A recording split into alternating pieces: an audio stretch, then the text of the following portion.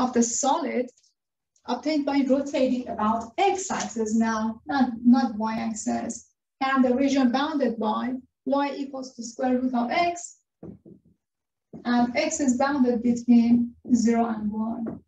So if you're interested in using the cylindrical shell method, now that it's rotating with respect to x-axis, we have to switch everything into y. So you'll be, the volume is the integral c to d 2 pi y f of y d y.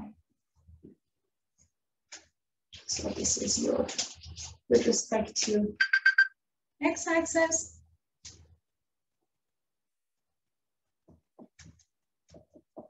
And this is with respect to y-axis.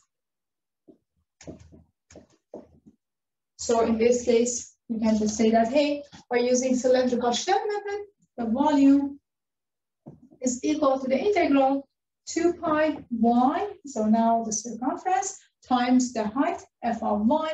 So it means that we need to write x in terms of y. So x is y squared, and here you have dy.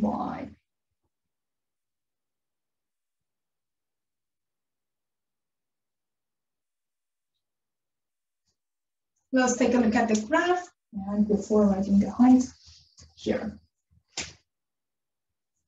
So here we have square root of x, and x is bounded between 0 and 1.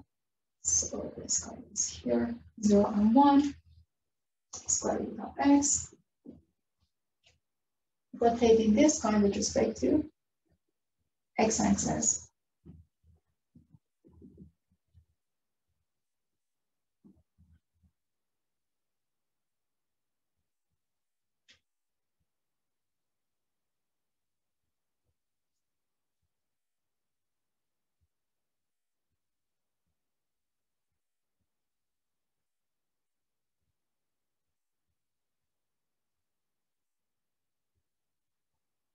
Okay. Our f of y. So this function is square root of x. Y is the square root of x. Before jumping to writing anything down, so x is equal to y squared. We're thinking about the height, and we are finding the circumference, which is 2 pi y, and I need my f of y, the height.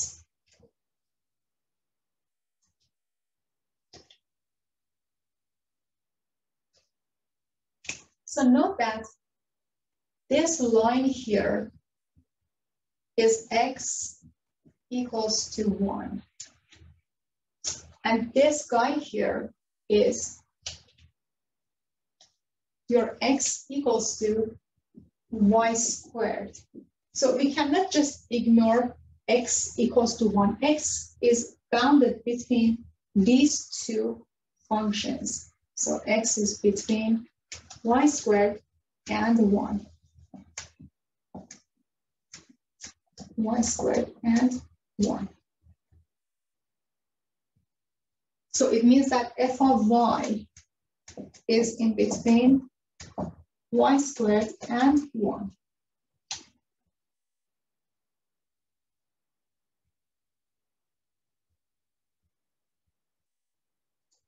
So volume is the integral of 2 pi y 1 minus y squared dy.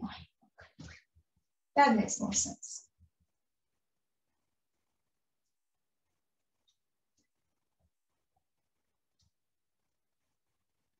My y is in between 0 and 1, and the rest is just taking the integral. So the volume is 2 pi integral y minus y cubed dy 0 to 1. And here I have 2 pi and y squared divided by 2 minus y to the 4th divided by 4. 0 to 1. Again, we're going to ignore 0, 2 pi, a half minus a fourth. You get pi over 2 as the volume. Okay. Just making sure we're focusing on everything here. It is the rotation, x equals to 1. And this is our function.